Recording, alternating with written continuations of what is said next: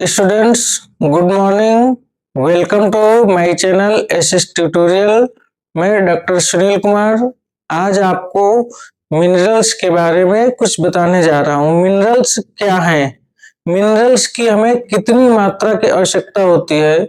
जैसे कि इसके पहले मैंने आपको विटामिन्स के बारे में एक्सप्लेन किया।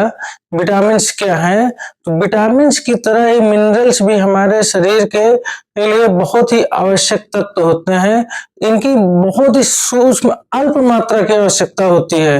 ये हमारे शरीर में बहुत ही कम मात्रा में आवश्यकता होती है, लेकिन बहुत आवश्यक होते हैं।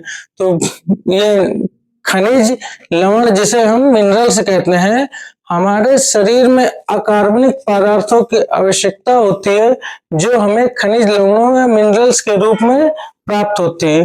खनिज लवण दो प्रकार के होते हैं, क्या? मेजर और माइनर। मेजर में आपका आता है कैल्शियम, फास्फोरस, सोडियम और पोटेशियम।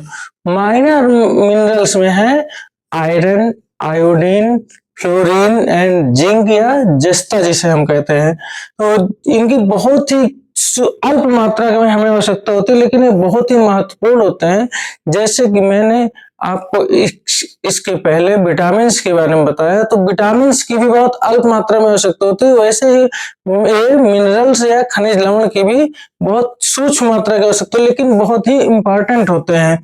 तो इनकी कमी से कई प्रकार की रोग या डिजीज हो जाते हैं।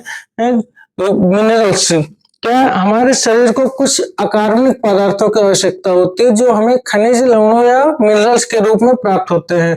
अब ये क्या कहते हैं, हमारे अच्छे स्वास्थ्य के लिए हमको लगभग 20 या 21 प्रकार के मिनरल्स की आवश्यकता होती है, जिनमें मुख्य है phosphorus, calcium, sodium, potassium, iodine, iron, fluorine और जिंक। है तो ये बहुत कई प्रकार के, लेकिन इतने मेन ये आवश्यक होते हैं। अब खनिज लवणों का कार्य क्या है, मिनरल्स का कार्य क्या है?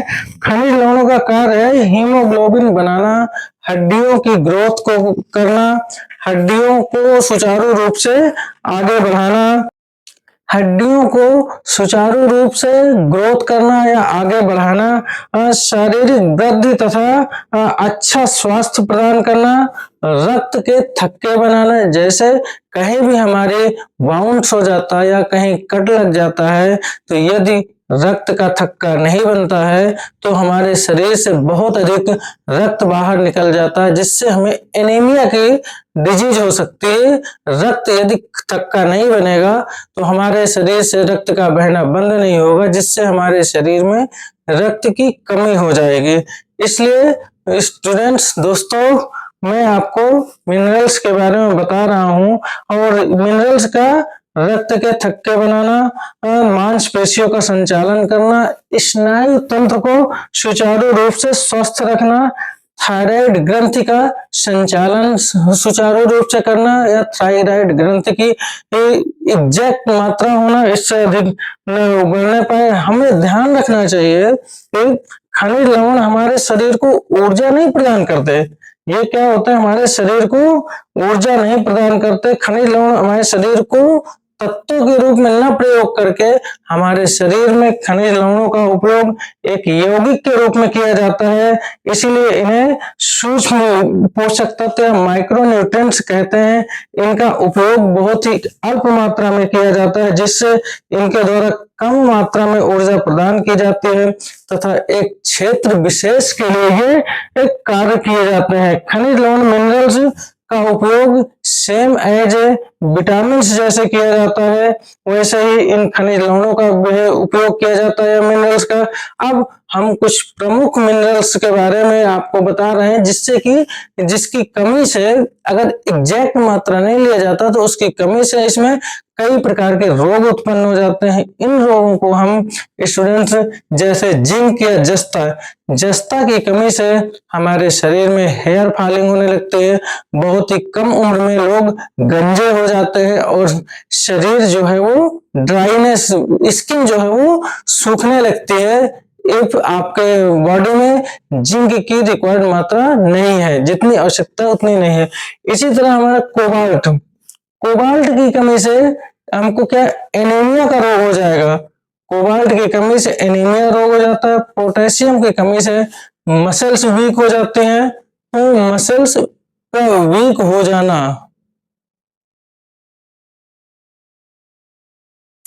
फास्फोरस की कमी से रिकेट्स रोग हो जाता है इसमें, और फास्फोरस और कैल्शियम की कमी से, फास्फोरस की कमी से और कैल्शियम की कमी से रिकेट्स रोग हो जाता है। रिकेट्स मतलब हड्डियां सूखी हो जाती हैं, कमजोर हो जाती हैं, लचीली हो जाती हैं। और आयरन की कमी से आपको स्टूडेंट्स हमने बताया एनीमिया है, हीमोग्लोबिन कम हो जाता है, जिससे कई प्रकार के रोग हो जाते हैं। फ्लोरीन, फ्लोरीन की कमी से आपने देखा होगा कि जब छोटे छोटे बच्चे होते हैं तो उनके ये टीथ जो है, दांत जो है नुकीले, इधर उधर साइड में एकदम जबड़े में एक साइड से ना निकलना, इस तरह के रोग हो जाते हैं। और फ्लोरीन की कमी से टीथ जो है बहुत ही वीक होते हैं इस तरह। और नेक्स्ट है आपका आयोडीन। आयोडीन की कमी से स्टूडेंट्स ग्वाइटर या घेगा रोग हो जाता है, इसलिए एग्जैक्ट मात्रा में आयोडीन किससे, सोडियम से प्राप्त होता है, हमको लेना चाहिए।